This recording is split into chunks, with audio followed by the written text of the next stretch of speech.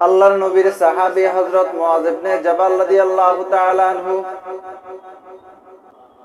আল্লাহর নবী সাল্লাল্লাহু আলাইহি ওয়াসাল্লাম মুআয ইবনে জাবাল রাদিয়াল্লাহু তাআলা আনহুর হাত ধরে বললেন, আল্লাহর কসম, আল্লাহর কসম, আল্লাহর কসম, হে মুআয, আমি তোমাকে ভালোবাসি। তবে আমি তোমাকে একটা উপদেশ দিতে চাই, তুমি কোনদিন মৃত্যুর আগ পর্যন্ত সেটা ছাড়বে না। মুআয ইবনে জাবাল রাদিয়াল্লাহু তাআলা আনহু আশ্চর্যান্বিত হয়ে, অবাক হয়ে নবীজির ওসিয়ত শোনার অপেক্ষায় ছিলেন।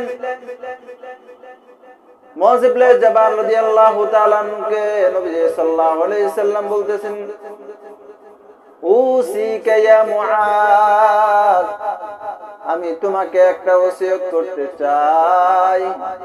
কি ওসিয়ত? মুআয ইবনে জাবাল রাদিয়াল্লাহু তাআলা আনহু আর অবাক হয়ে অপেক্ষা করতেছেন। নবীজি সাল্লাল্লাহু আলাইহি ওয়াসাল্লাম বলতেছেন, ইয়া মুআয, তুমি প্রতি নামাজের পরে সালাম ফেরানোর পরে দোয়াটা কখনো বলবা না। দোয়াটা হলো, আল্লাহুম্মা ইন্নী আলা যিকরিকা ওয়া শুকরিকা ওয়া হুসনি ইবাদাতিক। আল্লাহুম্মা ইন্নী আলা যিকরিকা, ওয়াল্লাহ, আপনি আমাকে এমন ভাবে ইবাদত করার তৌফিক দান করেন যেভাবে ইবাদত করলে আপনি খুশি হন।